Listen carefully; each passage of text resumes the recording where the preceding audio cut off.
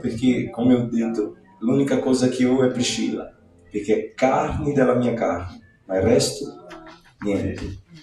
Ma proseguiamo con i cantici e, come ho detto, la prima convocazione dell'assemblea alle 11:20, e c'è previsto anche una piccola modifica nel nome della Chiesa, che lo statuto, quando è stato fatto, dice Assemblea di Chiesa Evangelica, Assemblea di Dio Arca Missionaria, e finisce lì.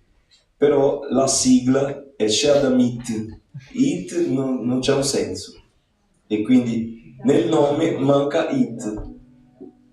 Se mettessimo Italia sarebbe una cosa, quindi abbiamo deciso nel consiglio direttivo di proporre Chiesa Evangelica Assemblea di Dio Arca Missionaria Italiana. Allora, perché it, se fosse in Italia sarebbe I, senza it, ma allora it, ma no, io voglio ogni giorno essere meno brasiliano, perché se non pensano sempre, mi piace molto il mio paese, non è che sono contro, ma se siamo in Italia, questa chiesa non è una chiesa brasiliana. Io sono il brasiliano, sono il pastore pro tempore, perché non sono per sempre, ma la chiesa è per l'Italia, quindi è italiana, e io sono un viaggiante. Amen. Quindi lodiamo al Signore e seguiamo con il programma. Il gruppo di lode insieme alla Chiesa loderà il Signore. Accomodatevi, fratelli, mentre loro si avvicinano, si preparano, loderemo al Signore.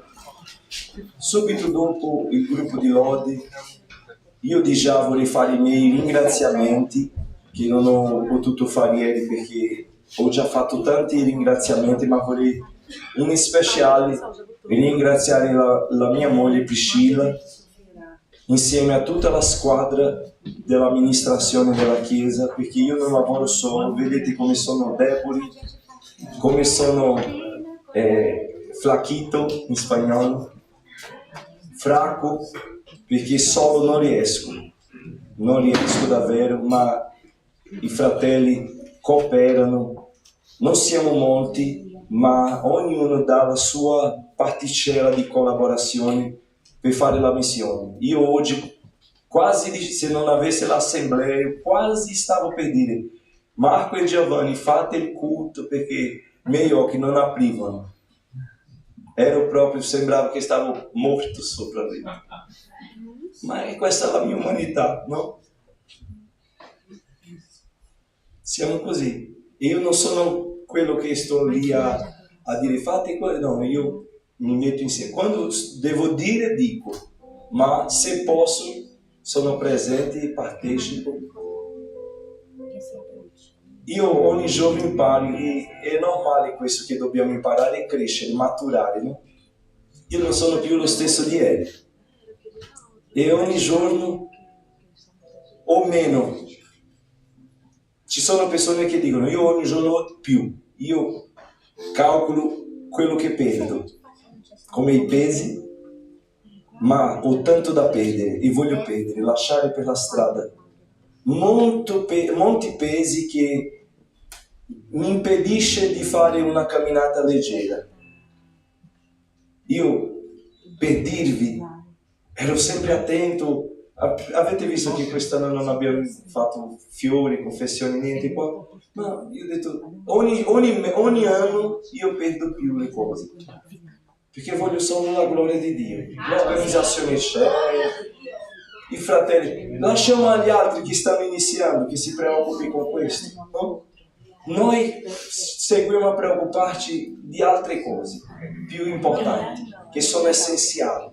La presenza del Signore, la crescita spirituale delle persone.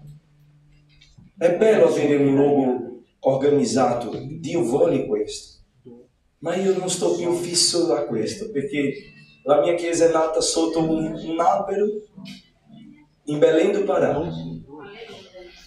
Gli svedesi sono arrivati senza sapere dove dovevano dormire, cosa dovevano mangiare? Solo con una valigia e la fede. E lì sono rimasti e 110 anni si sono passati. Certo, siamo in un bel tempio di marmo, ma l'essenza e la potenza della Chiesa continua. Perché i pastori si preoccupano di annunziare il Vangelo, la parola.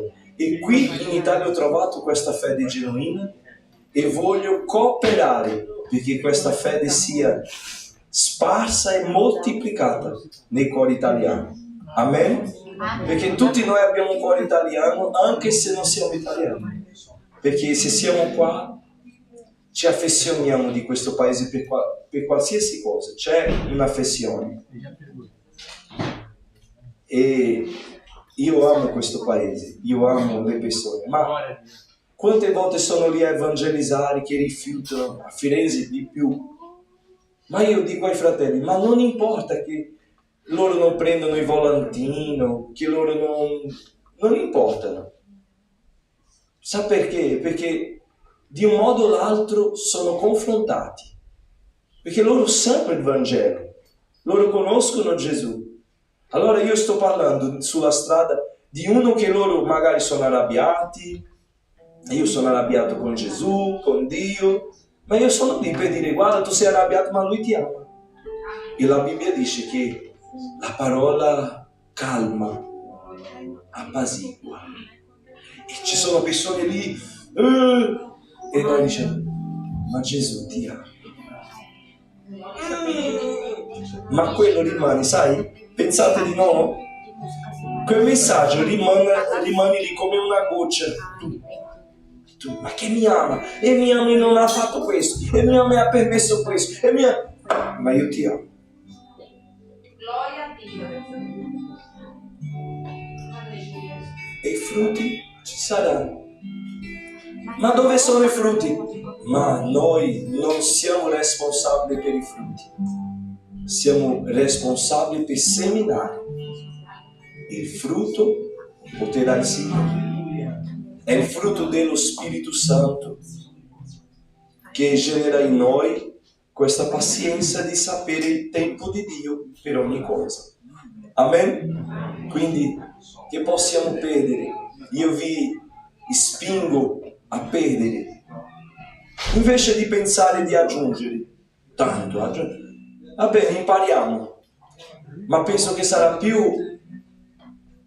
efficace perdere i pesi, lasciare il peso dietro, perché arriveremo lì davanti al Signore. Amen? Dov'è il gruppo?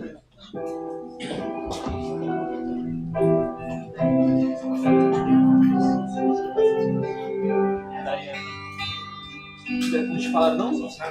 Ah, pô, peraí.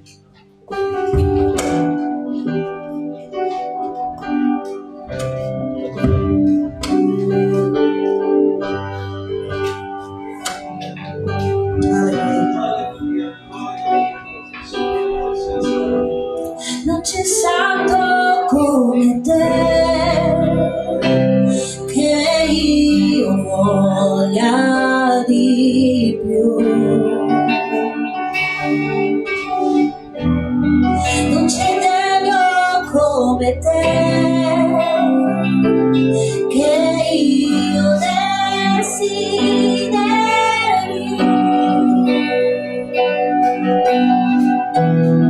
Non c'è santo come te che io voglia di più. Non c'è degno come te che io desideri.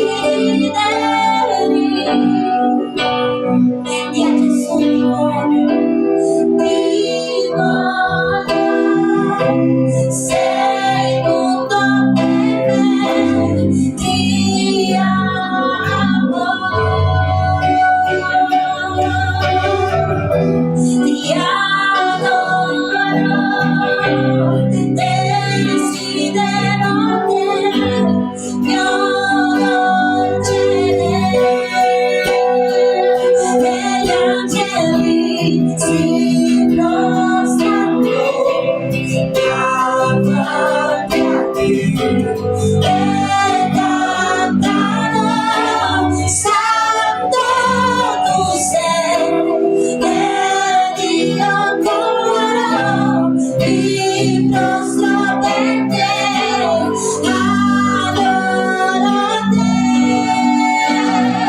sii esaltato, sii innalzato, ore di gloria, sii adorato,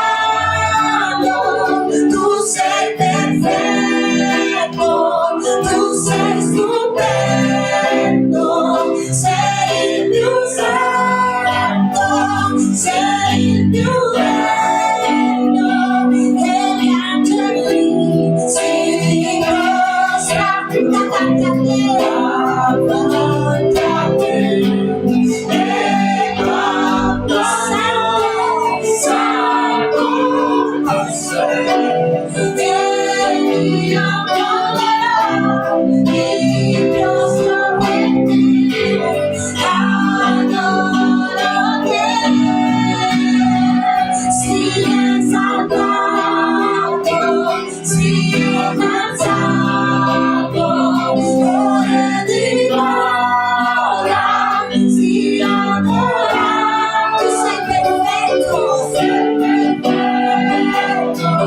tu sei stupendo, sei il più santo, sei il più bello, Gesù, io amo te. Tu puoi dire a lui, Gesù, Gesù, io adoro te. Di a lui, Gesù, io adoro te. Io ti adoro, Gesù. Gesù, io adoro te. Gesù, io adoro te. Gesù, io adoro te. Gesù, io adoro te. Gesù, io adoro te. E gli angeli si prostrano e cantano santo, e cantano santo tu sei, ed io con loro mi prostro per te, adoro te, sii esaltato, sii innalzato, apri il tuo cuore e cantare insieme a ore di gloria. Puoi adorare il Signore Gesù dicendo che Lui è santo, che Lui è grande, che Lui è meraviglioso. Alleluia! Alleluia! Sei il più santo, sei il più bello. E a Lui, Gesù, io adoro te. Gesù, io adoro. Quando tu adori qualcosa succede. Io adoro. Quando tu adori a Lui qualcosa deve succedere. Gesù non resiste a un cuore adoratore. Gesù non resiste a un cuore contrito e umiliato. Gesù, io ti adoro, Gesù, alleluia. Io ti adoro, Gesù, io ti adoro, Gesù, prima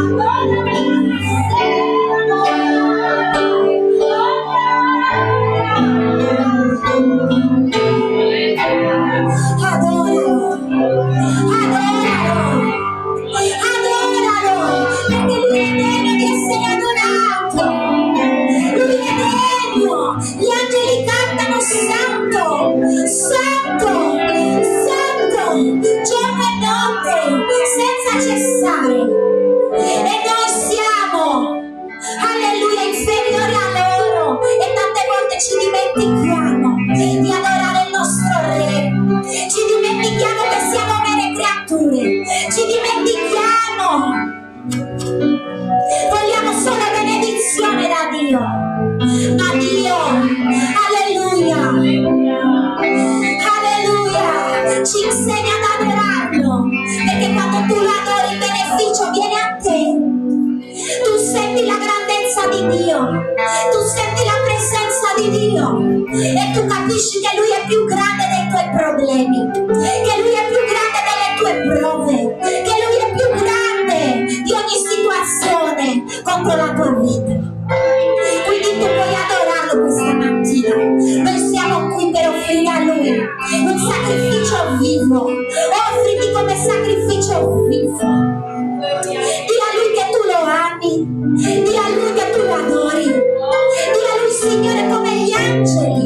Io canto santo, santo, santo, e io ti adoro, e io ti adoro, e io ti esalto. Ribicana bassuia.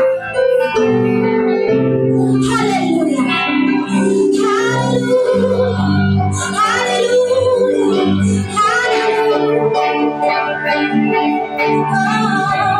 ti voglio, sei tutto per me, di a Lui, io ti amo, Gesù. Eu acho que a filha da Ariana tá fraca. Ti adoro, desidero mio dolce.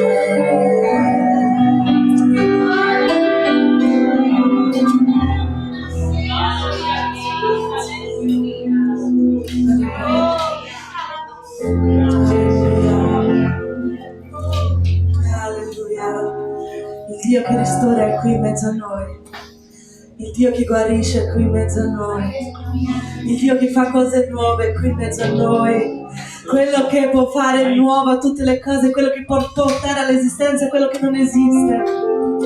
Alleluia, Lui è qui in mezzo a noi. Alleluia.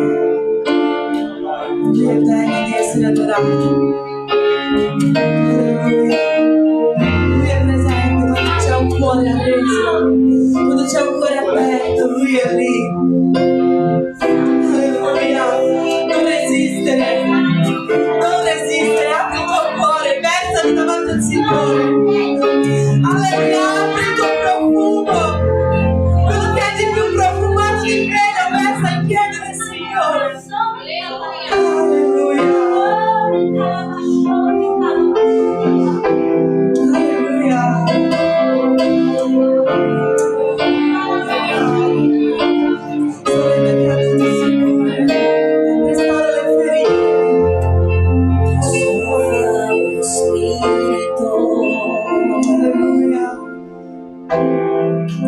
Solleva i caduti, restaura le ferite, dolori antichi, vieni a curare.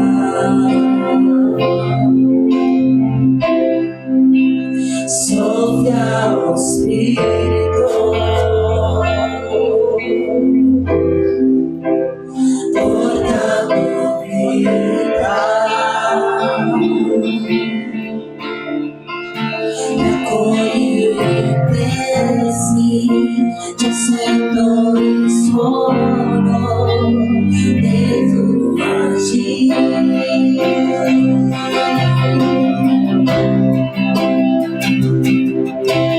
fai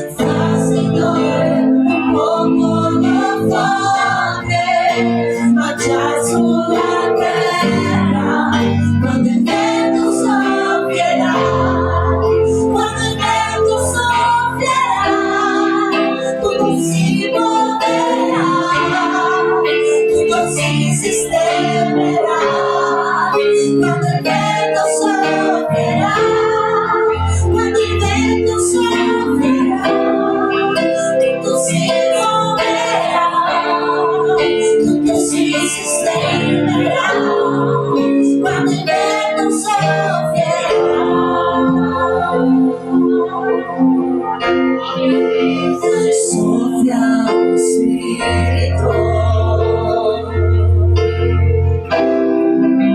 solleva i caduti. Dì al Signore di restaurare le tue ferite, restaura le ferite, dolori antichi, vieni a curare.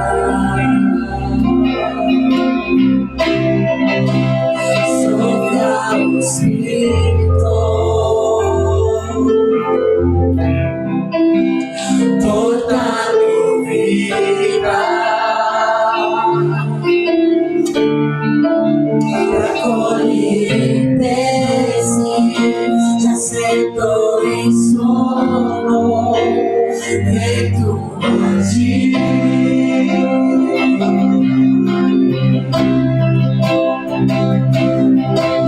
Fai rialzare le mani,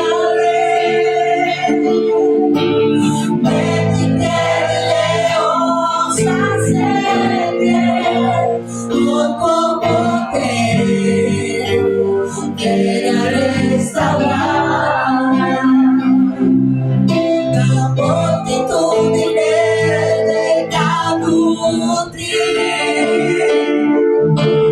Fai, Signore, un popolo forte, marciare sulla terra, quando il vento soffierà, quando il vento soffierà, tutto si muoverà, tutto si sistemerà, quando il vento soffierà, quando il vento soffierà, tutto si muoverà, tutto si sistemerà, quando il vento soffierà. Io non so se tu riesci a sentire il suono di questo vento. Magari tu non lo stai sentendo perché stai guardando la nave.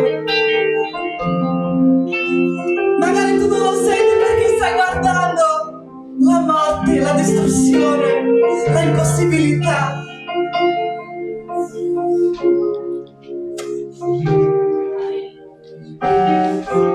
Ma guarda su, guarda oltre il monte, guarda il tuo Dio che può cambiare ogni scenario, ogni situazione Lui può trasformare. Alleluia. Dice Signore, io so che tu puoi fare. Dice a Lui oggi, Signore, io so.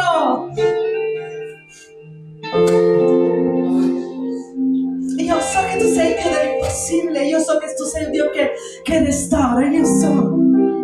Signore, guarda questa valle della mia vita. Signore, guarda questa valle qui, Signore, che non ce la faccio nemmeno a guardare, è troppo buio, è troppo scuro, è troppo.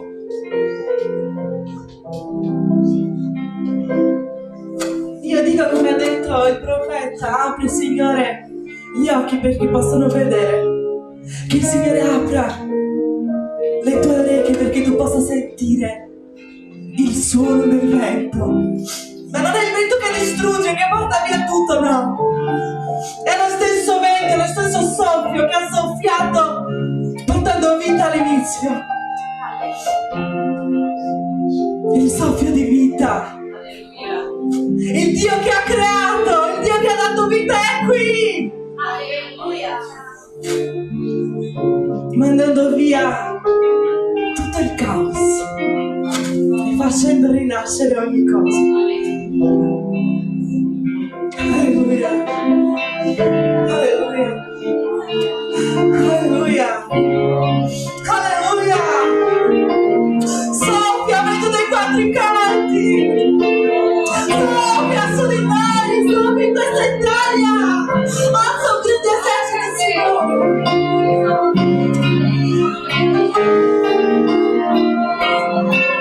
Quando il vento soffierà, tutto si muoverà, tutto si sistemerà, quando il vento soffierà, quando il vento soffierà, tutto si muoverà, tutto si sistemerà, quando il vento soffierà.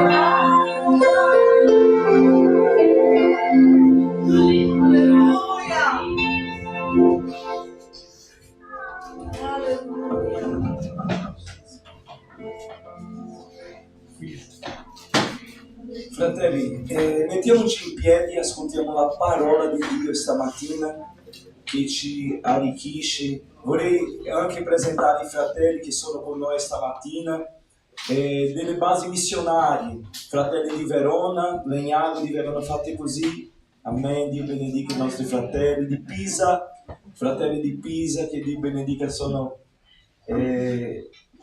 dimenticate il nome, Marco e Benedetta. Siamo felici, ieri altre 2 sorelle erano con noi e oggi purtroppo lavoro non possono esserci, ma ringraziamo Dio per la loro vita. I fratelli di Montiscevoli, Pomarance, amen, c'è la famiglia,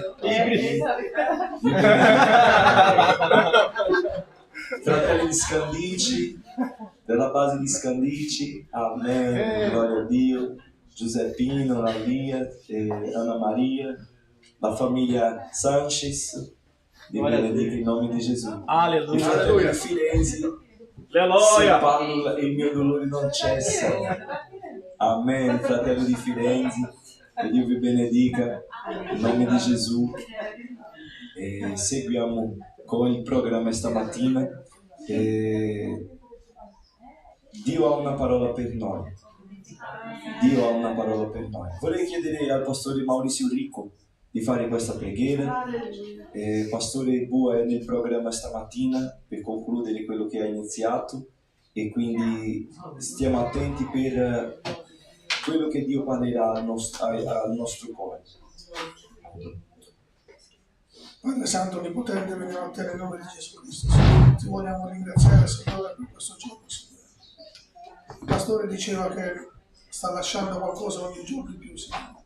Però no, Signore, diciamo che torniamo alle nostre case oggi con qualcosa in più, Signore. Ma qualcosa che viene dal tuo regno, Signore.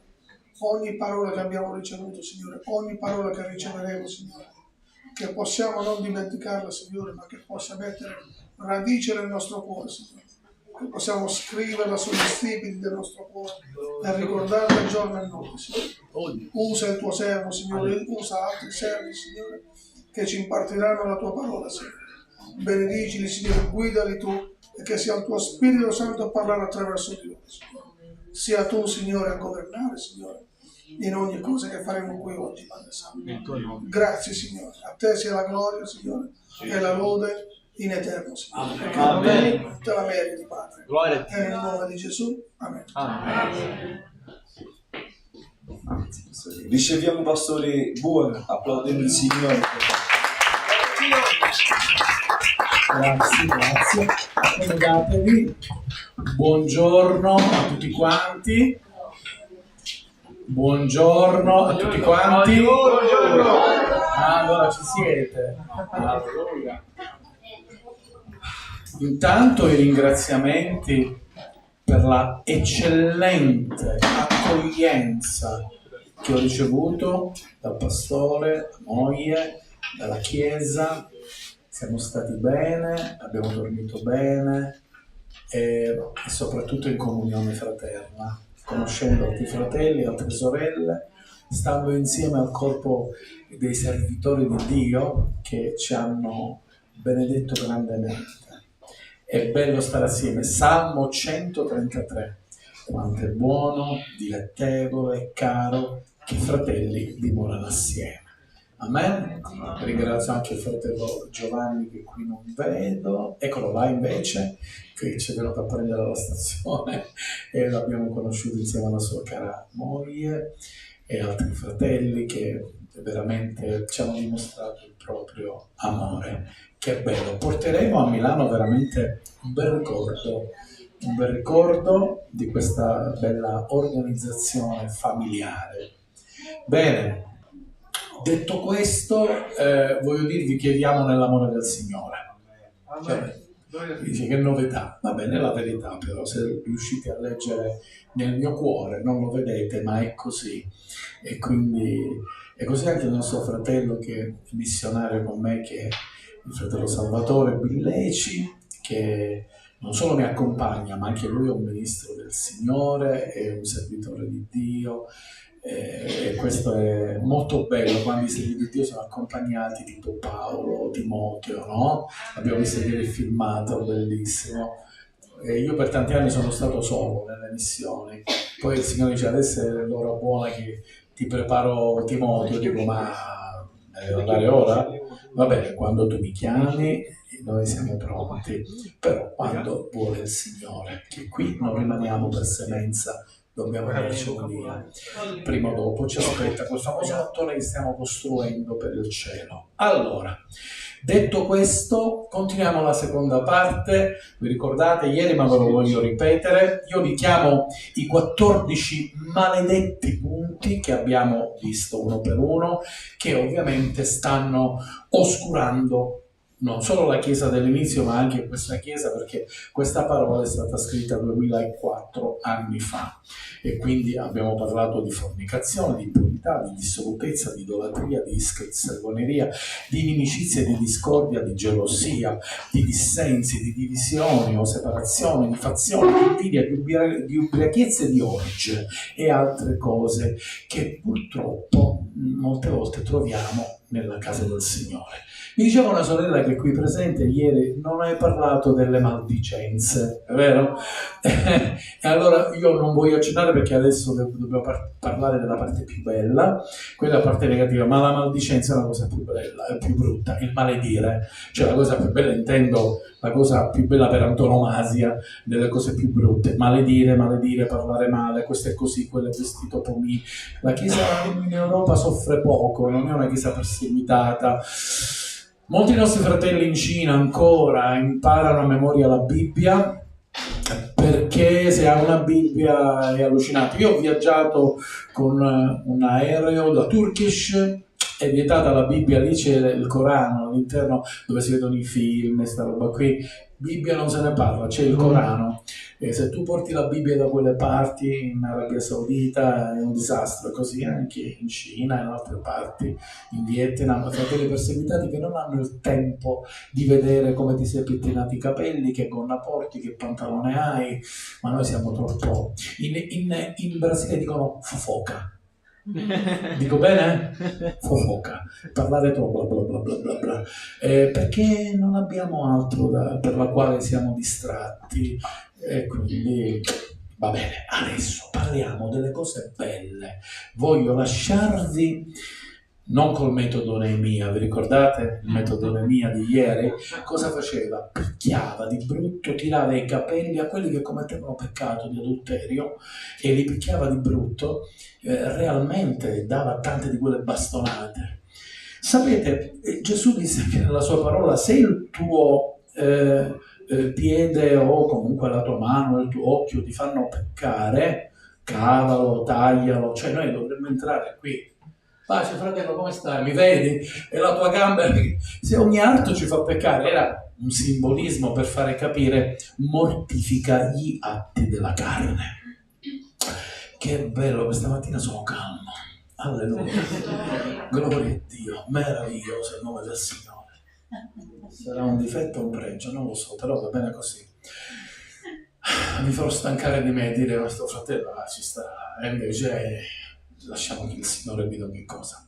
Seconda parte, sempre Galati 5, 16, 19 e 25, dice così: il frutto dello Spirito invece è amore, gioia, pace, magnanimità, benevolenza, bontà, fedeltà, mitezza, dominio di sé.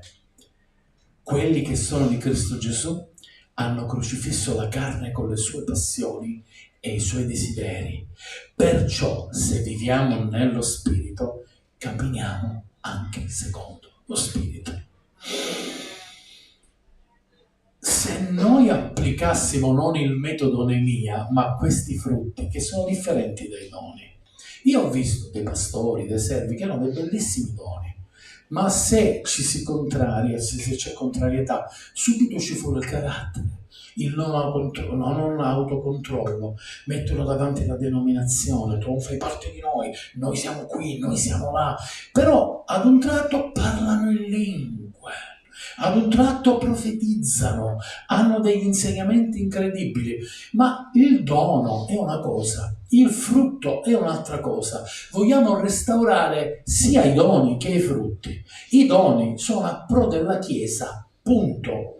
Il frutto è invece una qualità per la quale tu devi esternare alla Chiesa il comportamento. Cioè, se noi continuiamo ad avere un comportamento, un atteggiamento violento del nostro carattere o autoritario fin oltre, eccetera, eccetera, noi dimostriamo lo stesso carattere di prima. Quello fratello, di qua, abbiamo quel modo di atteggiare il nostro carattere. Ma vi faccio vedere adesso questi punti bellissimi. E dice, amore. Quando noi diciamo in genere amore, Dio ti ama, fratello, ti amo nell'amore del Signore. Amore è una parola molto astratta. Sapete, la Bibbia ci proviene dal greco, dal latino, dall'aramaico, che sono 3 lingue differenti. Gesù parlava 3 lingue. Parlava il coine, che è l'antico latino, parlava ovviamente l'ebraico, che era la sua lingua, anche l'aramaico. Quando si parla Abba o si dice Taditakumi, è aramaico, che è arameo, non è vecchio ebraico. Una volta sentì predicare l'aramaico è vecchio ebraico, no, è una lingua a sé, è una lingua aramea, che è stata ovviamente con la diaspora, con le occupazioni, con le unioni promiscue, una lingua che ha preso sopravvento anche in Israele, anche nella Torah. C'è l'aramaico, c'è l'ebraico, c'è il latino, c'è il greco. Non vogliamo fare i professori, ma noi dobbiamo dare un significato giusto. Se Pietro diceva ravvedetevi e convertitevi, questo è italiano. Ma se noi vediamo le parole esattamente metanoia ed epistrofè, vuol dire cambio di mentalità, atto del rivolgimento, e dobbiamo studiare e capire cosa ci dice il greco. D'altronde io non ho fatto greco, però devo essere un autodidatta per dire cosa mi puoi dire quando dice, una volta ho sentito predicare, riceverete il paracleto. Ma che è? Mi sembrava un paracqua, un ombrello. Paracletos è il consolatore, lo Spirito Santo. Il termine greco ci dà delle situazioni esplicative molto più profonde. Se io dico battesimo, mi dice ti battezzo, ma se io dico io ti tuffo nel nome di Gesù, magari qualcuno mi guarda e dice ma che sta dicendo? Perché il termine baptizo, bapto, dà diversi significati: immergere, tuffare, sommergere. Ne dà 7, se non mi sbaglio, significati. Ma noi abbiamo delle parole sistematiche dove, se usciamo da quello schema, dice ma che sta dicendo il fratello? Ricevi il paracleto, ma chi è? Allora, andiamo al termine amore, che è il primo elemento. Dice che il frutto dello spirito, la restaurazione, sta nel restaurare l'amore. Ma quanti tipi di amore abbiamo? Abbiamo l'amore eros. Dio voleva parlare di questo amore? Erotico o comunque sentimentale? No.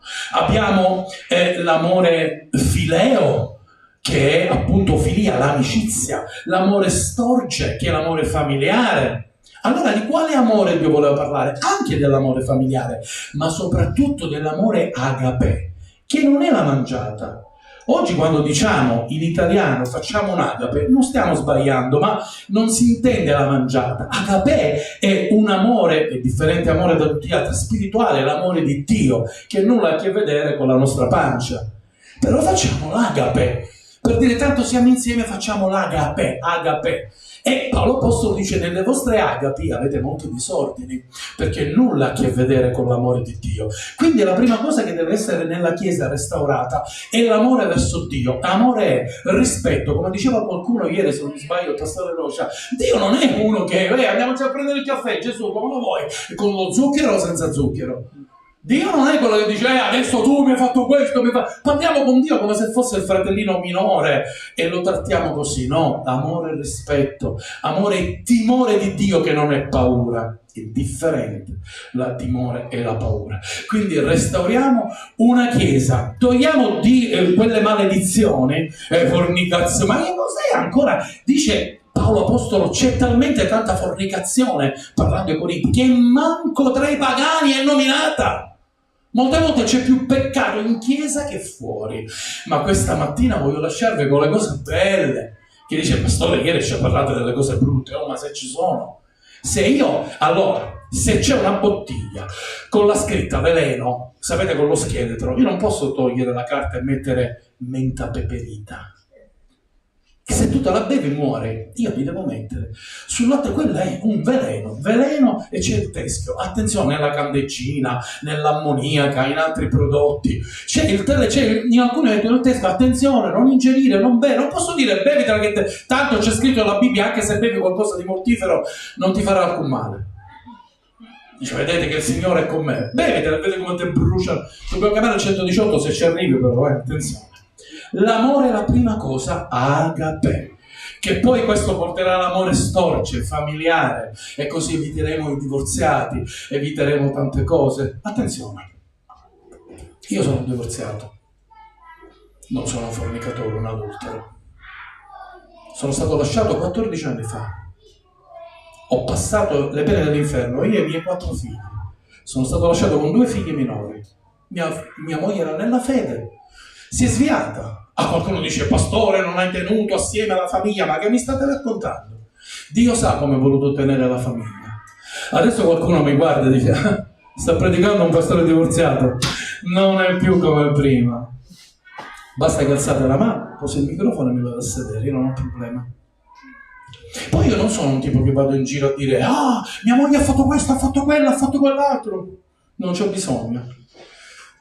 Io sono stato lasciato e gli atti parlano, che sono rimasto in casa con i miei 4 figli, e questo dice tutto.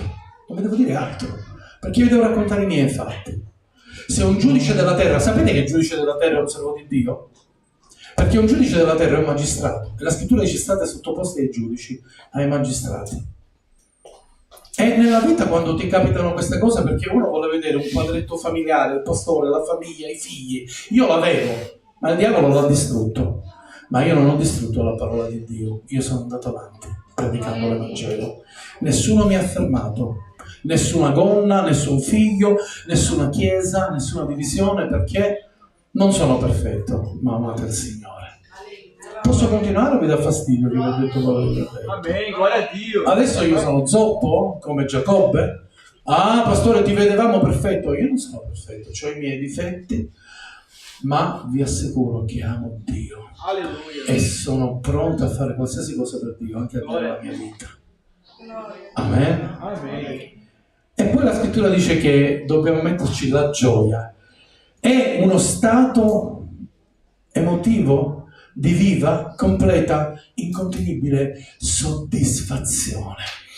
Io sono soddisfatto, eppure ho passato dei momenti tristi nella mia vita, molto tristi, ve lo assicuro. C'è un fratello nella nostra chiesa che sta passando le cose che ho passato io 14 anni fa. E un divorzio, sapete cosa porta? Tribunali, soldi, accuse. E io ho detto, Signore, sono nelle tue mani. Suo fratello ora piange molto, è vero? È stato con noi, Salvatore. E questo fratello mi ha detto, pastore, ora ti capisco, ma prima non ti capivo. Ora ti capisco. E piangeva. Ultimamente, qualche settimana fa. E io ce l'ho come un figlio e capisco la pietra che c'è addosso. Ma Dio ci ha dato la sua gioia. Con la gioia riusciamo a superare tutto, perché la gioia del Signore, dice la scrittura, è la mia forza. Amen. E per gioia non si intende buffoneria, per gioia si intende sono soddisfatto per lo stato in cui io mi trovo. Come si diceva che tutti pensano che dobbiamo avere benessere, aerei personali, grande chiese, grande... No, fratelli, semplicità. C'era un santo che si chiamava Francesco, San Francescano, vabbè, non mi sto parlando di un cattolico, ma io se dobbiamo parlare dei cattolici vi parlo di San Francesco. dove diceva tante belle cose, il cantico delle creature, ma come un credente evangelico ha mai fatto una roba del genere? Eppure lui diceva tante belle cose, e la nobiltà di un uomo non è nella ricchezza, ma è nella semplicità. Semplicità, sorella mia, diceva.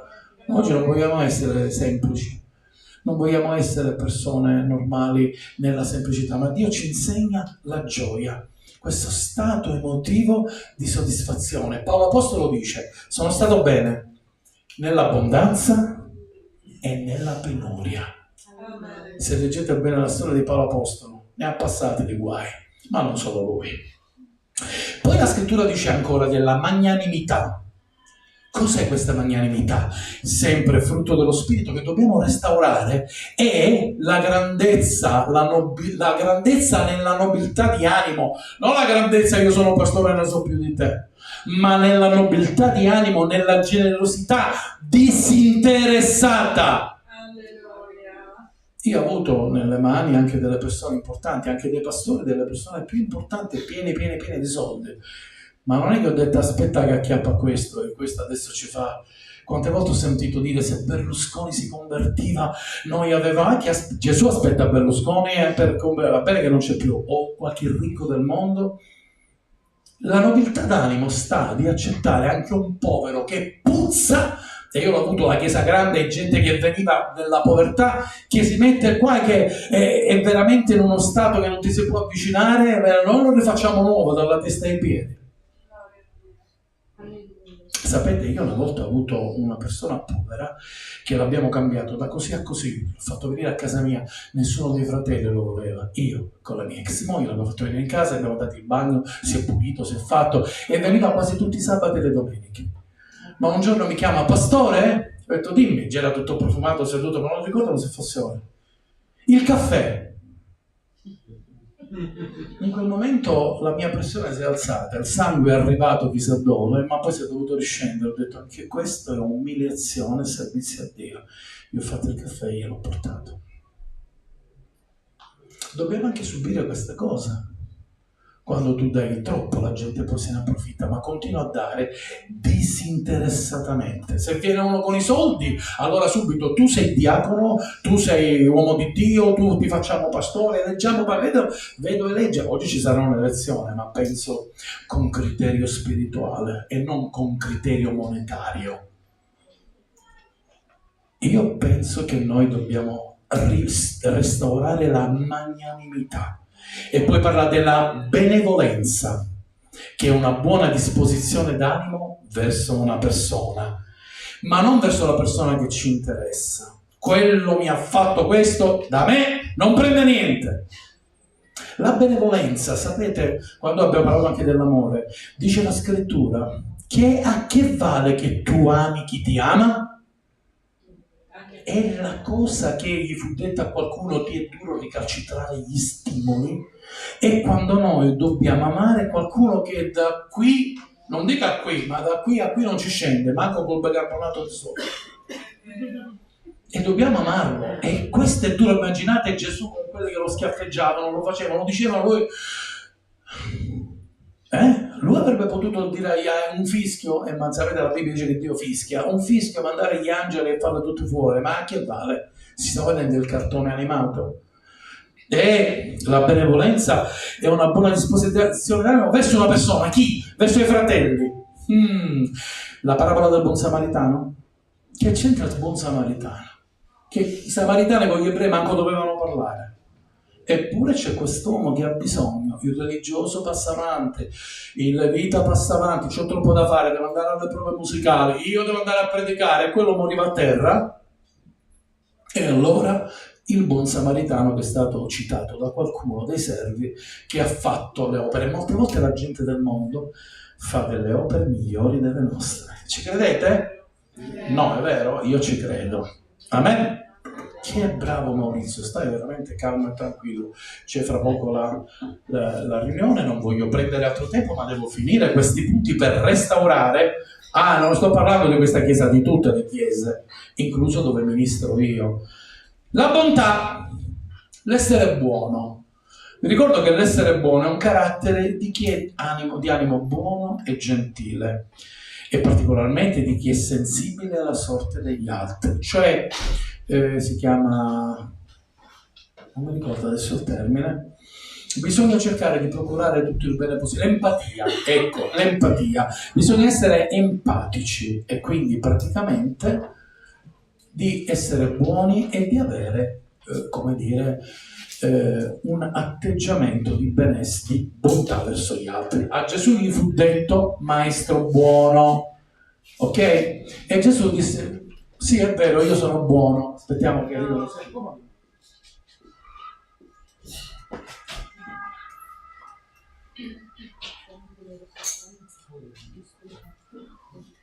Ok, bene. E Gesù gli disse maestro buono, e lui disse non chiamatemi buono. Non c'è bisogno di arruffianarti qualcuno per dire tu sei buono, non conosci l'altra parte di me. Sapete che noi abbiamo come la moneta due parti. Noi possiamo essere buoni e in un momento diventare cattivi. O non è vero? È vero. No, ma dice ma io sono un figliolo di Dio, io non sono mai così. Non è vero. Quante volte ti è capitato con la macchina che qualcuno ti taglia la strada, tu metti freno e magari... Dai, quante volte? 1, 2, 3, tutti gli altri no. Sto predicando un sacco di fesserie. Io sono il primo. E poi una volta gli disse, una volta a Palermo, ci fu una a Palermo, le donne palermitane. Questa scende giù dalla macchina, io ho frenato, a me mi sono diventati i capelli così, e quello scende giù, ti rompe i cuori, ho detto se questa scende è stata una mammazza. E ho detto signore, è meglio che mi sto al mio posto, comunque. Abbiamo quell'atteggiamento di attacco subito. Abbiamo quell'atteggiamento di padronanza, ma noi abbiamo lo spirito del Signore, dobbiamo sottomettere il nostro carattere, perché molte volte esce fuori, anche con ragione, molte volte esce fuori il carattere. Allora, adesso ci arriviamo a questo, perché poi il Signore nella restaurazione nella Chiesa, stiamo restaurando, è vero? Quindi via tutte quelle cose di ieri, manco le vogliamo nominare. Fedeltà, sto per finire. Ancora no, qualche altro punto, 3 punti, sì. Fedeltà. Cos'è la fedeltà? Ci sono due cose nella Bibbia, fede e fedeltà. Se leggete bene, sono tutti e due i doni. La fedeltà è una costante corrispondenza alla fiducia accordata da altri, un impegno liberamente assunto. Io sono fedele al Signore. Molte volte lo usiamo questo termine per i cani, è vero? Il cane fedele.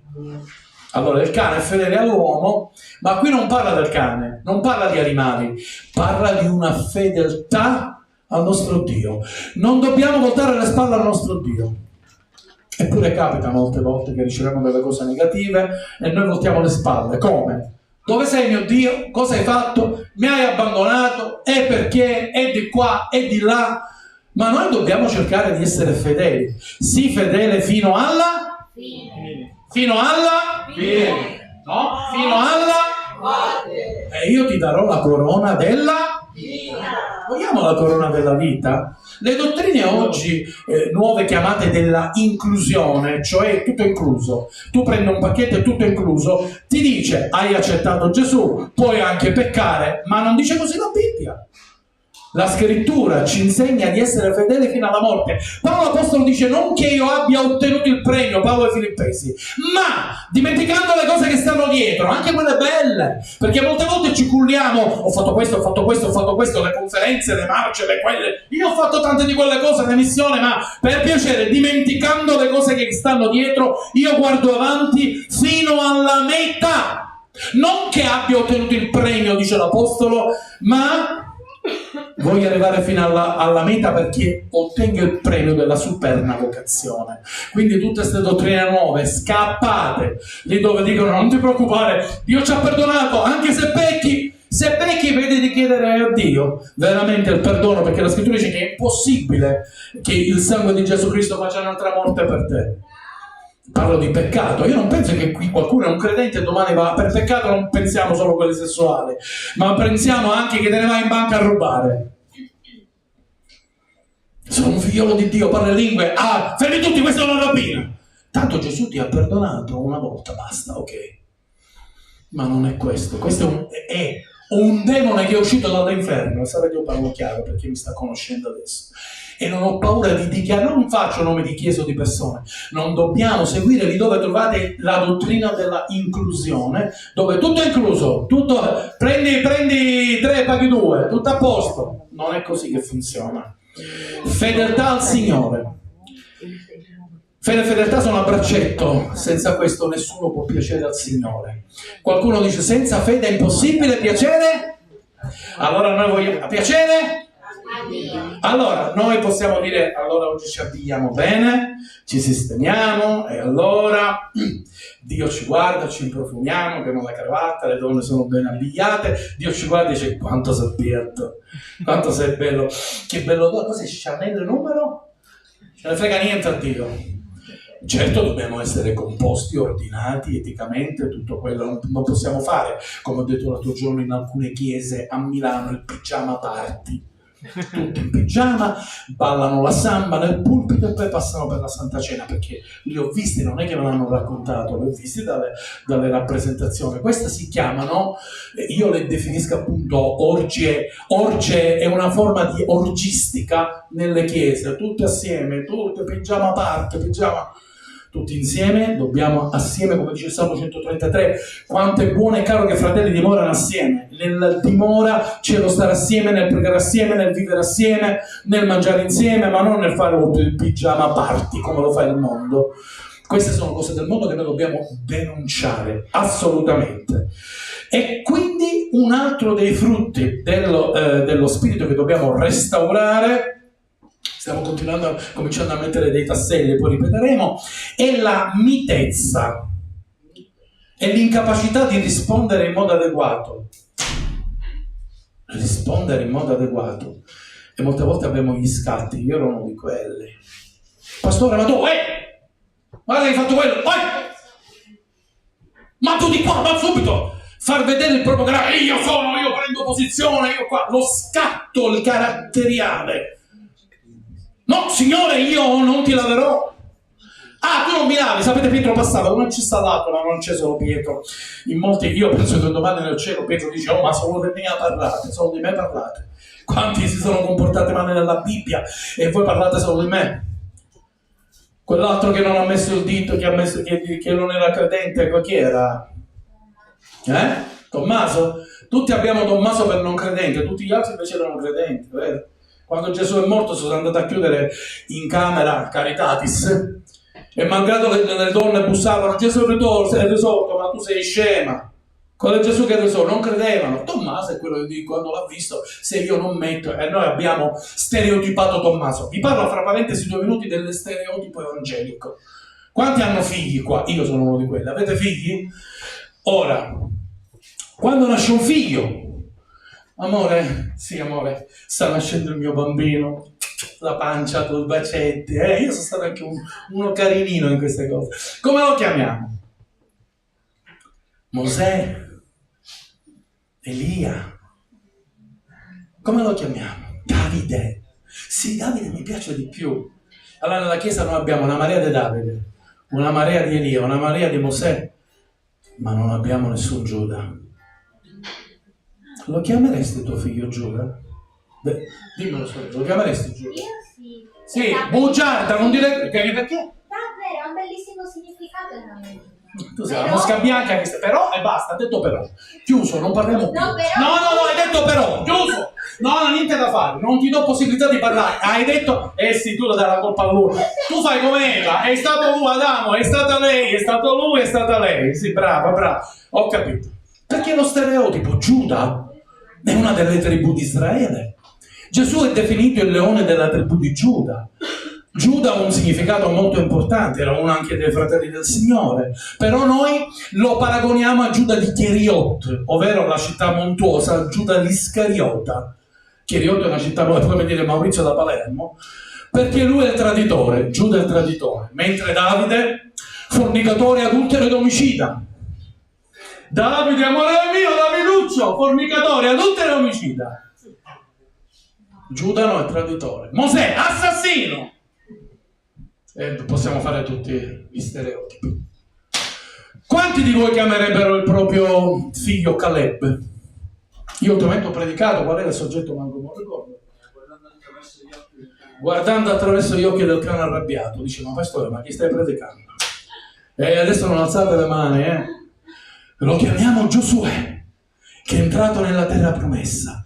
Caleb no, sai perché, fratello? Perché il significato di Caleb vuol dire cane arrabbiato. Quanti di voi chiamerebbero il proprio figlio? Cane arrabbiato, vieni qua! Amore mio, ti faccio conoscere il mio gattino, vieni! Cane! E anche io lo chiamerei cane. Però Caleb, il significato è quello. E io ho predicato ultimamente guardando attraverso gli occhi del cane arrabbiato. Nella copertina ho messo un cane.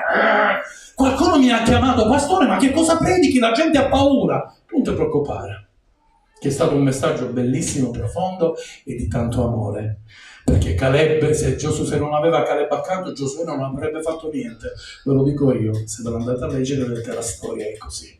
Ma ritorniamo nella mietezza, versetti da usare come armi quando siamo tentati a temere gli altri. Dio infatti non ci ha dato la mitezza, non è essere miti ed essere stupidi. Il figlio di Dio non è stupido, è intelligente e agisce con saggezza. E qui dice: Dio non ci ha dato uno spirito di timidezza, ma di forza. Ecco lo spirito, qui non sta parlando di lingue, ma di forza, d'amore e di autocontrollo. Stiamo per terminare. Timidezza. Qualche volta sento dire: ma pastore, io sono timido.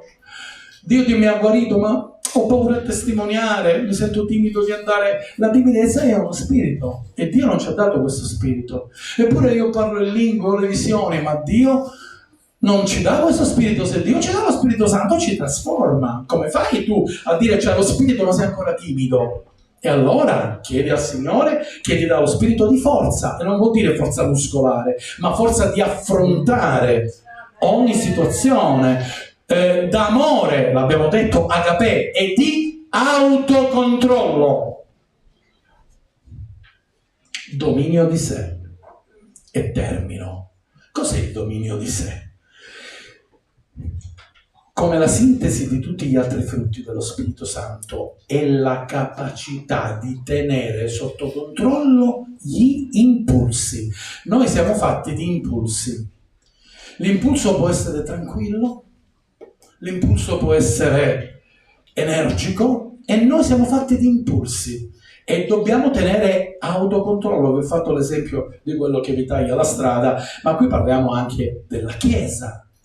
Quando una persona, sapete, molte volte capita, mi è capitato questo: che bello sto bambinone, mamma mia, bimba, ma cosa gli date a mangiare a sta bimba? Amore bello, non piangere, amore bella. Autocontrollo, invece Gesù ha detto: se non diventate come loro, ma dove credete di andare? Non entrerete nel regno di Dio. Quando ho letto questo versetto, ho visto che Gesù dice: prese in braccio un bambino. Proprio io molte volte mi fermo nei versetti e mi immagino il Signore che dice: fermi tutti, i discepoli tutti là, via via bambini, via, non fare questa cacciata, vattene via, vai da tua mamma, vai da tua mamma. Dai calmo. Prendo in braccio, io non lo prendo in braccio perché mi sto mezzo braccio, e praticamente ma la mamma gli dà ancora il latte? Solo con latte? E che c'ha ferro nel seno? È tua? Che c'entra tua mamma? Ho detto: perché non c'è là? Lo so che tua figlia, l'avevo capito. Però la mamma cosa c'è? Così dà, che bello. Amore, che bello che scusate. Ma sì, amore. No, non devi piangere, però che ti voglio bene, amore mio. Ne ho avuto 4 io, questo di qua, ma non l'ho fatto passare qua. Ma anche da ora da grandi, Figli nicchi, guai nicchi.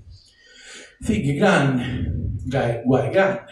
Figli maratate, figli duplicati. Il problema è duplicati, perdono. Sì, così è, sorella. Te pare che i figli si sposano, arrivederci, grazie. Papà, tromba suonano, papà, sempre papà in bocca. Gesù è buono. Amen? Amen. Scusatemi che ho fatto questa pausa. Dominio di sé. È la sintesi di tutti gli altri frutti dello Spirito. È la capacità di tenere sotto controllo gli impulsi istintivi. E questo sta anche nello Spirito di Dio. Attenzione. Molte volte ho visto uomini e donne che dice: sono preso dallo Spirito. Girano. Autocontrollo. Cos'è sta trottola qua? Non tanto tempo fa sono andato in una chiesa, il pastore prendeva le anime qui in Italia. Gira, quella girava, gira, sembra che dava corda alla trottola, e guardavo. Ma com'è non viene da me e non mi dice gira? Che lo faccio girare io a lui? Cos'è sto gira? Sì, cantiamo, gioiamo, saltiamo, ma autocontrollo anche nelle cose dello spirito. No, non mi posso muovere. Sapete, molte volte io faccio delle conferenze e do 15 minuti ai pastori. E l'autocontrollo di molti pastori, il non autocontrollo frutto dello spirito, hanno avuto il coraggio di dirmi: ma che cosa posso fare in 15 minuti? Ho capito, non può fare niente, però al Signore ci bastavano 2 parole. 2 parole per dire: sei guarito, per dire abbi fede, seguimi. Non è che ai discepoli pescatori disse: ma sapete, voi dovete fare un corso dove... sono buoni i corsi, fratelli e sorelle, per la formazione, ma la chiamata primaria: seguimi, vado. Poi c'è tutta la formazione, c'è una risposta immediata. L'autocontrollo ci deve portare anche a questo, ad essere autocontrollati anche con i doni dello spirito, che non ci prendono in possesso. Noi non siamo posseduti dai doni dello spirito, ma sono sottomessi a quello che è anche il nostro volere. C'è il dono dello spirito, calma. Se io dovessi fare il pazzo quando sento il fuoco, qua sfascio tutte cose. Dobbiamo tenere autocontrollo. So che molti non sono d'accordo, ma non è un problema. Ma l'autocontrollo fa parte anche della parte spirituale, è padronanza. Una volta ad una sorella che parlava in lingue e disse: fermati, non c'è chi interpreta, si è offesa, e se n'è andata dalla chiesa. Mi ha detto: tu hai fermato l'opera di Dio, mi ha detto a me. Io avevo Paolo, che dice che se non c'è chi interpreti si taccia. Se roviniamo quella pagina, la strappiamo e la buttiamo. La bambina è d'accordo perché mi guarda in una maniera incredibile. Non possiamo buttare la parola di Dio. Dio è ordine in ogni cosa. E disciplina, è bello. Io sono stato con gli africani, qui ci sono dei rappresentanti, che è bello ballare con loro, che è bello. Sono stato con i brasiliani, lo stesso. È questione anche di cultura. Sono stato dai pakistani. Noi critichiamo tanto le donne che hanno il piercing perché se lo fanno per modernità, è logico, si segue la modernità, ma in Pakistan tutti hanno il piercing, anche a 90 anni.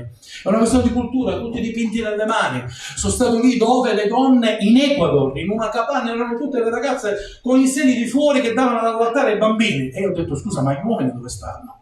Ingravidano le donne e poi scappano. E tu vedi tutte queste persone anche in Africa, ognuno ha la propria cultura. Quindi noi dobbiamo stare dietro anche a quello che è la cultura del luogo. Lo Spirito Santo è lo stesso, non cambia, ma non dobbiamo immergerci nelle cose degli altri dove noi non siamo in condizione di fare. Autocontrollo e padronanza di se stessi in tutti i comportamenti. Il dominio di sé richiede purezza della vita, la vittoria sulla sensualità, sulla pigrizia, sull'egoismo. Non abbiamo parlato della pigrizia, ma gloria a Dio, la togliamo in mezzo perché non fa parte della restaurazione.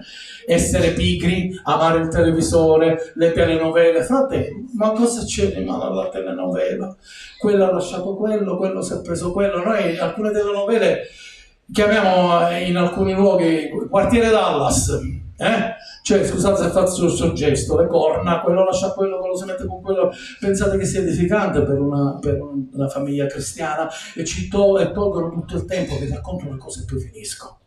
Che vergogna. Io avevo, penso, 20 anni, 23 anni, e guardavo una telenovela punita, ma mi ero fatto prendere da quella telenovela. Io tornavo da lavoro e dicevo a mia moglie: l'hai registrato? L'hai fatto? Guardiamoci insieme una telenovela. Niente di male, ma volevo sapere come andava a finire, perché quello si era messo col padre, il padre si era messo col figlio, il figlio si era messo, poi si era sposata 10 volte.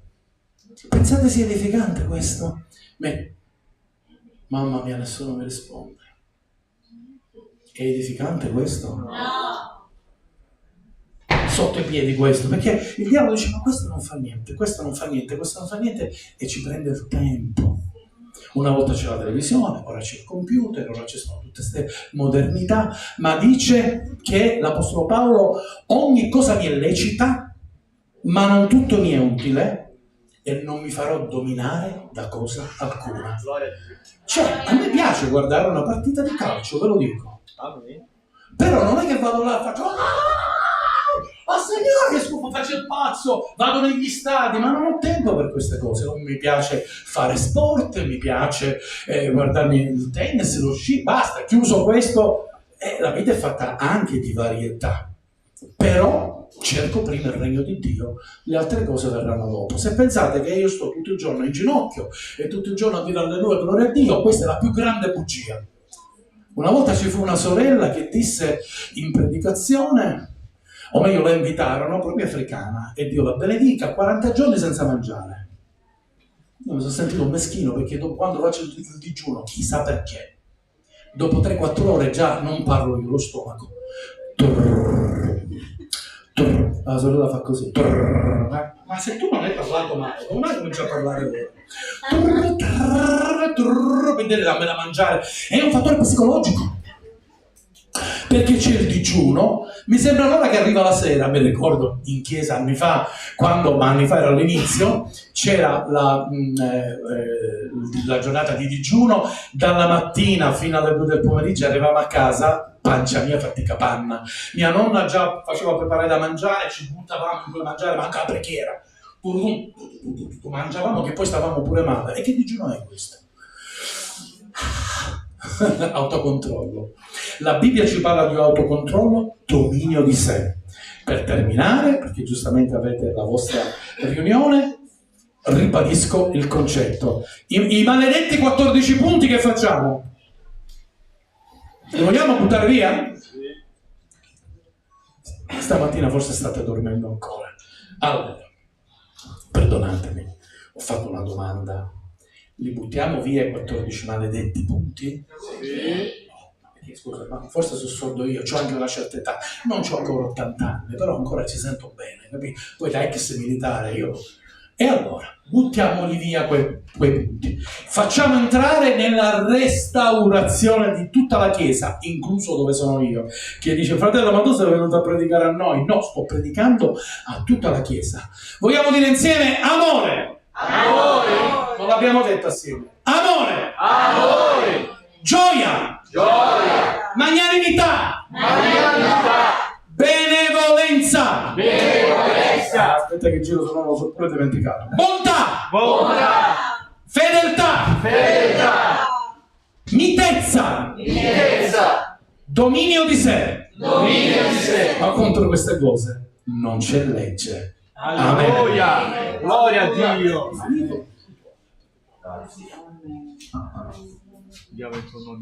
Grazie Signore di questa parola che ci ha edificato e che ci edifica ancora.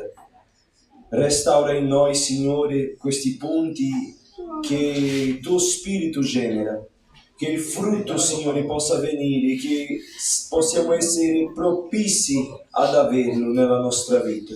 Ti prego, Signore, che ogni credente, ogni missionario, ogni pastore, ogni ministero sia svolto basato su questo punto, Signore, perché contro queste cose non c'è legge, dice così la tua parola.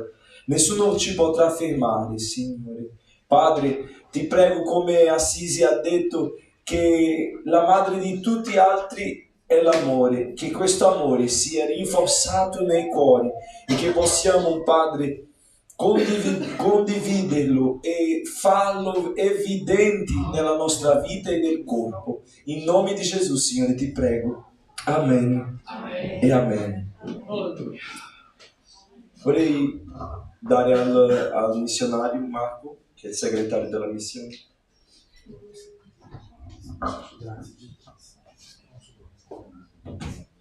Pace a tutti carissimi. Amen. Che giornata speciale. Poteva solo seguire quella di ieri. E precede quella di domani. Sono bravo a dire l'ovvietà anch'io. No, però quello che dico è che ogni giorno per noi è speciale. Perché? Perché è speciale? C'è qualcuno che me lo sa dire? È speciale. Amen. Perché abbiamo una guida potente, un consigliere ammirabile, un eroe potente che è insieme a noi. Amen? Amen. Gloria a Dio. Alleluia. Giunto alle cose noiose, siccome sono il segretario, il mio compito è leggere il verbale della convocazione ai membri, che cito letteralmente. Okay. Il presidente dice ad Amit, nell'uso dei suoi diritti statutari, nei termini del paragrafo 8 e dell'articolo 23 e articolo 36 paragrafo 3, convoca i membri attivi di Cead Amit per l'assemblea generale ordinaria Cead Amit seguendo l'ordine del giorno. 1. Modifica del nome della missione da Chiesa Evangelica Assemblea di Dio Arca Missionaria in Chiese Evangeliche Assemblee di Dio Arca Missionaria Italiane, in breve le Cead Amit. 2. Presentazione dell'elenco dei membri di Cead Amit. 3. Presentazione del bilancio 2023. 4. Elezioni del presidente onorario e del consiglio direttivo.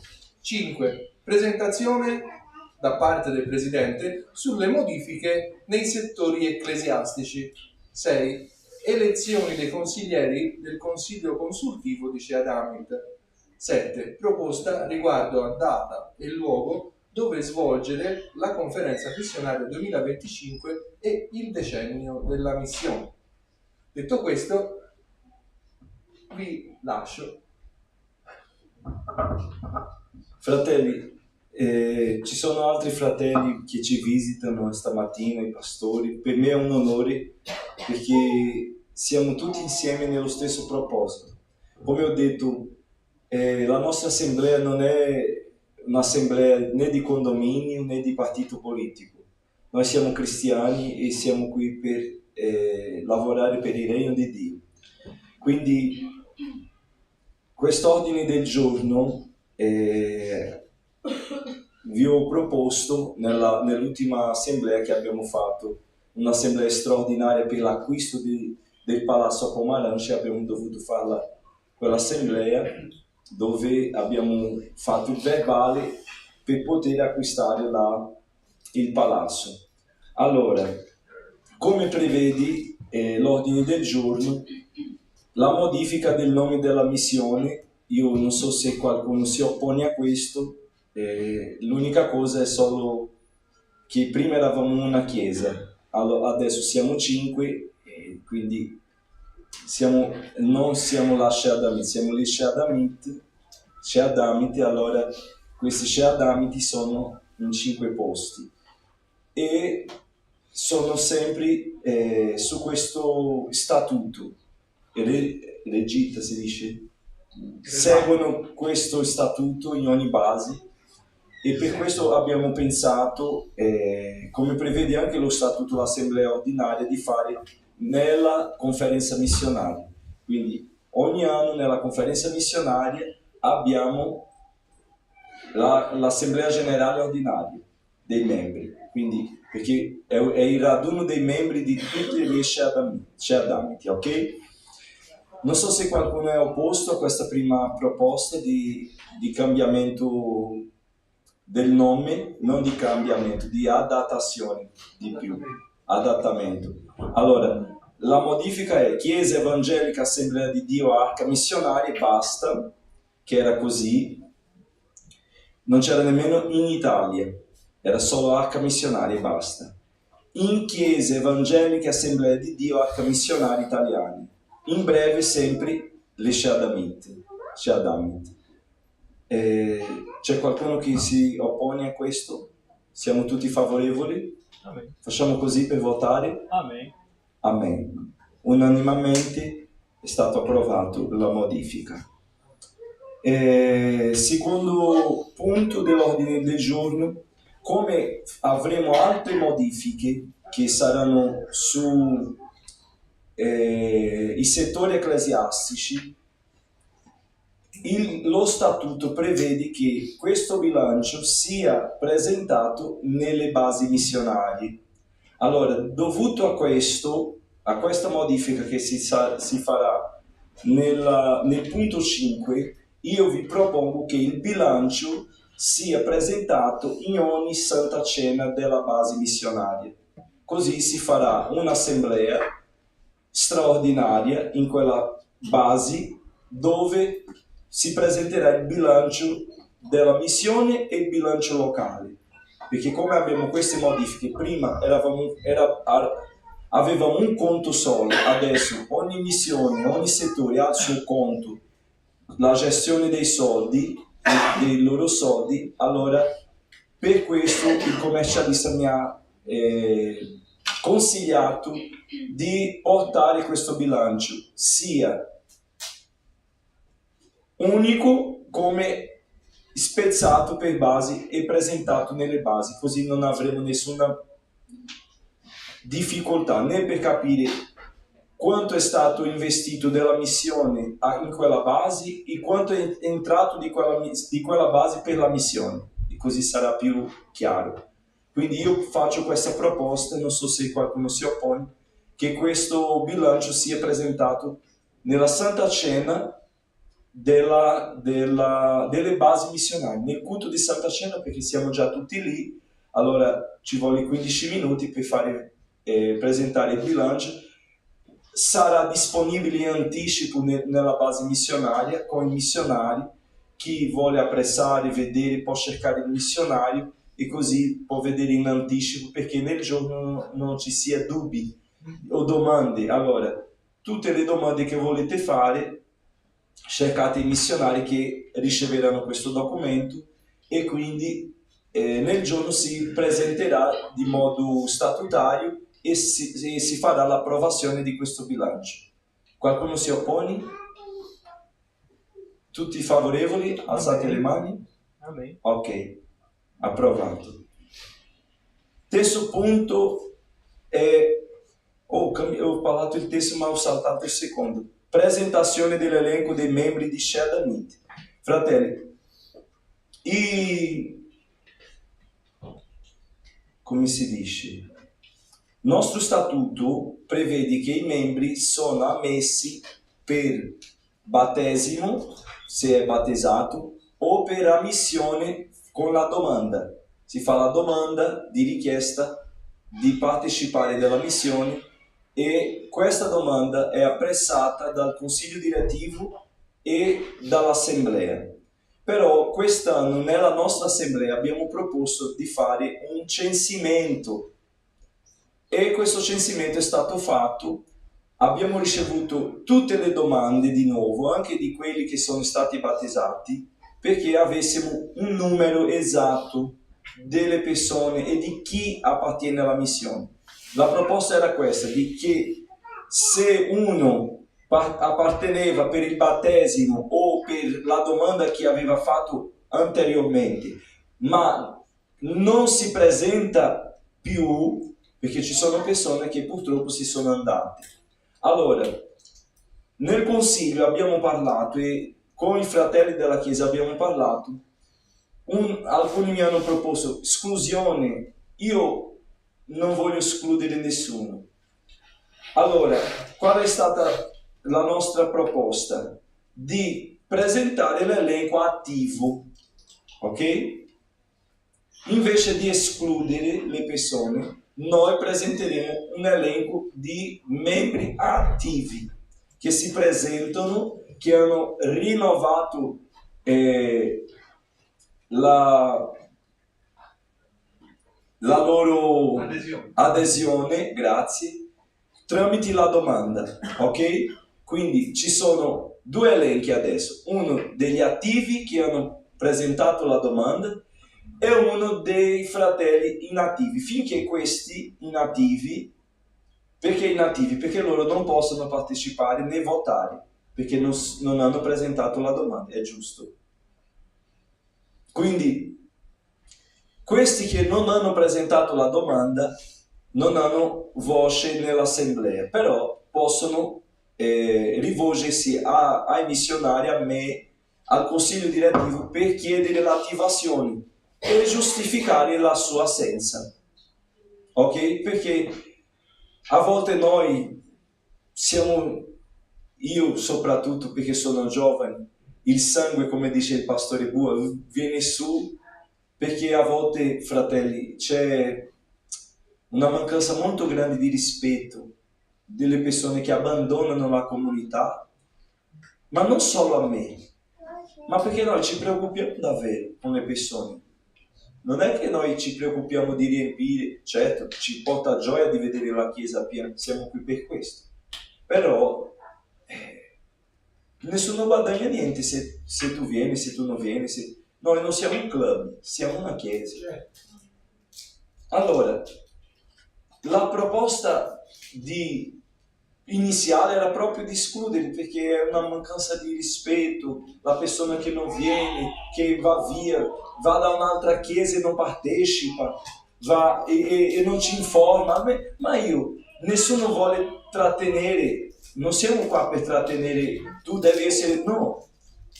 Cresci dove Dio ti ha piantato. Se Dio ti ha piantato nella chiesa di Rimini, cresci là. Se Dio ti ha piantato nella chiesa di Ancona, di Piemonte, ovunque Dio ti ha piantato, cresci lì. Dai il tuo frutto lì. Serve al Signore lì. Ma se Dio ti ha piantato qua, tu hai una chiesa, un corpo, che sono i membri, tu hai un pastore, un consiglio, tu rappresenti, tu fai parte di qualcosa. È come un figlio che esce di casa senza dire alla mamma e non torna più. È bello o brutto questo? Allora, non è bello fare questo. E il papà, ma la mamma sì, papà è lui, dirò la mamma perché come sposa, come la sposa di Cristo, la Chiesa si rattrista con questo.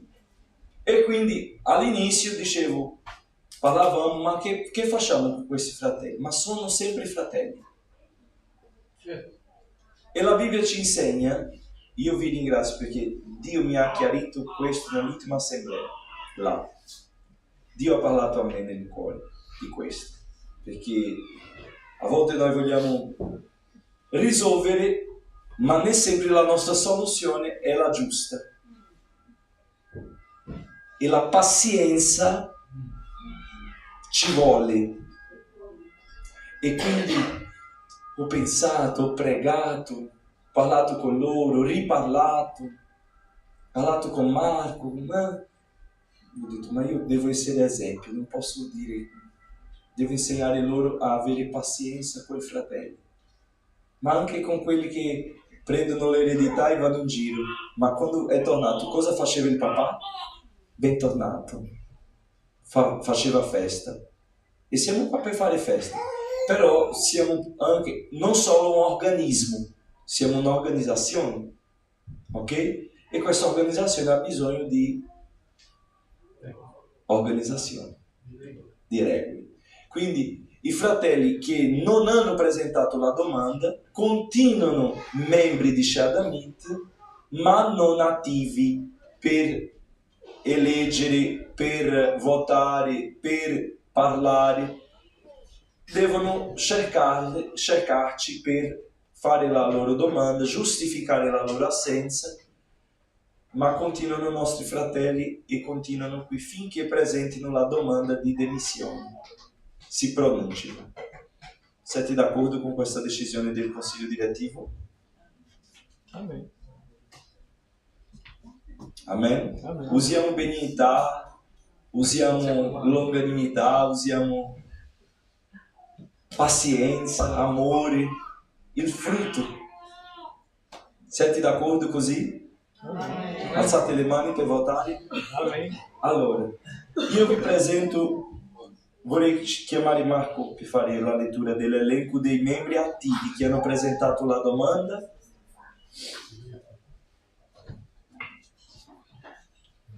Ci sono persone che purtroppo non hanno potuto scrivere, ma mi hanno parlato, ok? E io considero, perché mi hanno chiamato, perché non sono venuti a prendere il fuoco. Per base. Ok. Iniziamo. La base di Firenze abbiamo il pastore Joao, Priscilla, poi c'è Darlin, Vinicio, Giumara, Milvia, Riccardo Ferroni, Adriana, Lucas, Danila, Valdimara, Adele, Arte, Gladys, Nemesis, Isabella, Ruby, Edna, Giosafà e Neoma, Caterine, Erwin, Scandicci, Raymond, Elisabetta, Anna Maria, Giuseppe, Lia. A Pisa per ora Linda e Maisa. Montecervoli, Marco, Denisa, Marco sono io, Denisa è mia moglie, Carminia e Giamilli Domenico. A Verona abbiamo Giovanni, Dariana, Rossana, Salvatore, Vanusa e Jenny. Gianni. Sì, allora, se tu non ti trovi in questo elenco è perché non hai presentato la domanda o perché ancora non sei battezzato. Ci sono tanti fratelli che ci frequentano che ancora non hanno fatto il battesimo e quindi per diventare membro, secondo lo statuto, ci vuole il battesimo. Quindi se tu sei già battezzato sei ammesso e per la domanda di ammissione, di trasferimento. Se tu non sei ancora battezzato, sarai ammesso tramite il battesimo. Un esempio, chi fa il battesimo nella nostra chiesa è già inserito nel corpo di membri della chiesa. Ok? Questo è l'elenco attivo dei membri delle Sheadamiti. Siamo d'accordo con questo elenco che hanno presentato la domanda? Qualcuno si oppone a un fratello? Tutto a posto? Nella chiesa nostra ancora non è stato fatto per bene tutto, quindi sono insufficienti quelli, ma nel senso che ancora sono incompleti, questo volevo dire. E magari qualcuno si sente escluso, ma non perché... Sì, non dovete sentirvi esclusi per niente. Come abbiamo detto, questo è un censimento che abbiamo fatto in anticipo e c'è ancora e è aperta sempre l'opportunità di aderire e di iscriversi al corpo di membro per la missione facendo la domanda o il battesimo. Io faccio battesimo anche nel freddo, non è un problema. Ok? Quindi non vi sentite esclusi per niente, siete sempre fratelli. Gloria a Dio. Quindi approviamo questo elenco, diciamo amen. Amen. Allora, come prevede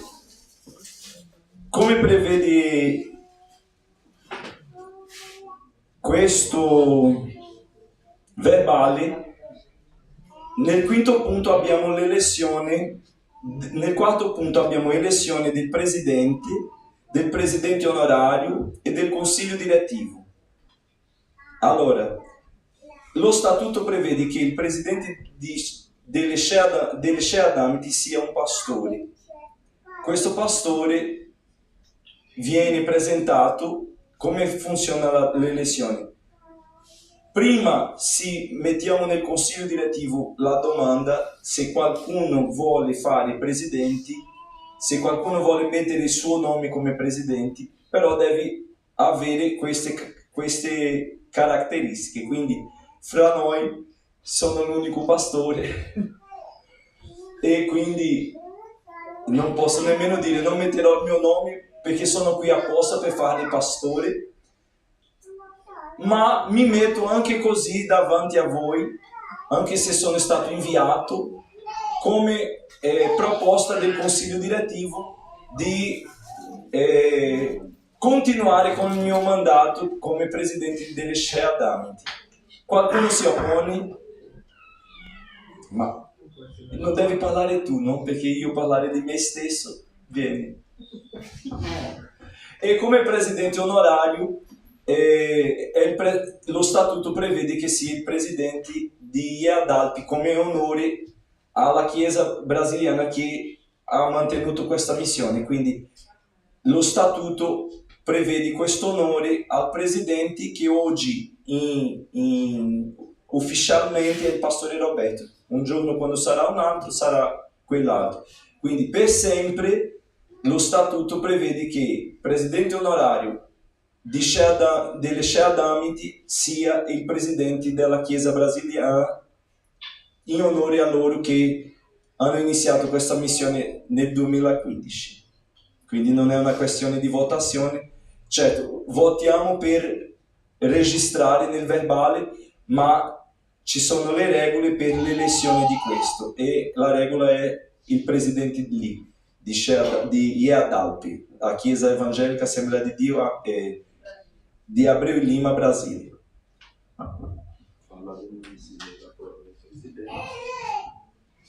Fratelli e sorelle, approviamo il presidente. Amen. È meglio domandarsi se qualcuno voto pure io che non so. Santo subito. Lo facciamo presidente per acclamazione, oppure c'è qualcuno che vuol parlare, che ha qualcosa da contrario? Vuole parlare, io vorrei dire una cosa. Come membro onorario. E vorrei proporre questo. No. Io sono contento di quello che state facendo stamattina ed è giusto che voi lo sappiate come membri, perché in qualche modo centriamo anche noi della missione italiana per l'Evangelo al quale le Sceadamit appartengono, perché a motivo dei missionari che hanno chiesto il permesso di soggiorno, e concedetemi che non mi dilungo nei particolari negativi, che abbiamo dato un calcio a quei particolari, vero Pastore Bua? Che però ci sono e non li possiamo negare. Noi ci interessano quelli positivi che stiamo mettendo in atto, ma quelli negativi ci sono e vengono dal diavolo. A proposito di etimologie, che significa diavolo? Diabolos, quello che mette le cose in mezzo. C'è sempre qualcuno, una volta si diceva il bastone